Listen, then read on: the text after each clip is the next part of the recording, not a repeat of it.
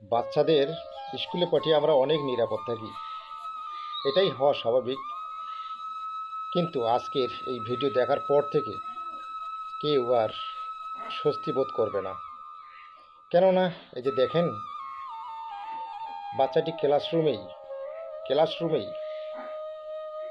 অসুস্থ হয়ে পড়েছে। অর্থাৎ সে তার বাবার দেয়া টিফিনের টাকা দিয়ে চিপস কিনেছে। চিপস কিনে খাওয়ার পর সে মৃত্যুর সাথে পাঞ্জা লড়ছে। চিপসটা গলায় আটকে গেছে। আপনারা শেষ পর্যন্ত দেখেন, এখানে কি ভাবতেছেন যে আমাদের টিচার নাই? না, টিচার আছে, টিচাররা আছে।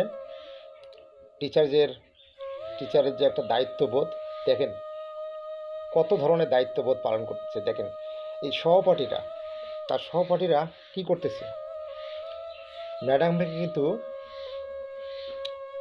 ডাকার জন্য বারবার সেই দেখেন ডাকতেছে। দেখেন ম্যাডাম কিন্তু খোঁজ গল্পে একদম মেতেছে।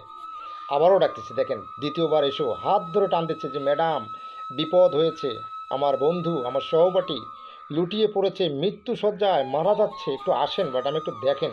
কিন্তু ম্যাডাম কিন্তু তার মনের মতো করলে একদম মাধুরী মিশিয়ে গল্প চালিয়ে যাচ্ছে। ম্যাডাম কর্ণপাত করলো না। কিন্তু বিপদ ইতিমধ্যেই ঘটে গেছে। বাচ্চাটি কিন্তু একদম মাটিতে লুটিয়ে পড়ে আছে। এবার বিচার দেওয়া হলো আপনাদের। প্রিয় দর্শক, আপনারা যারা দেখতেছেন এই ভিডিওটি, সিসি ক্যামেরায় ধরা না পড়লে আপনারা হয়তো মনে করতেন যে এটা গল্প কাহিনী। আসলে না, আজকের পর থেকে প্রত্যেকটা অভিভাবক নিঃসন্দেহে তারা কিন্তু খুবই খুবই একদম উদ্বিগ্ন হবে।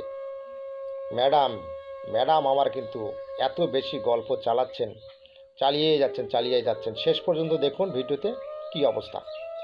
এই যে দেখেন, অন্য ম্যাডামটি গিয়ে কিন্তু বাচ্চাটিকে উদ্ধার করলো, বাট ওই ম্যাডাম কিন্তু পারলো না।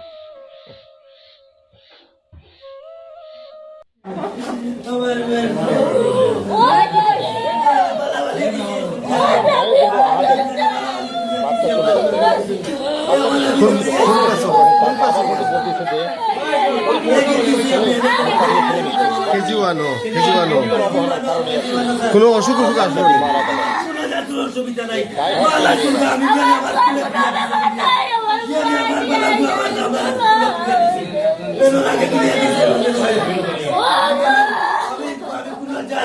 নাই আমার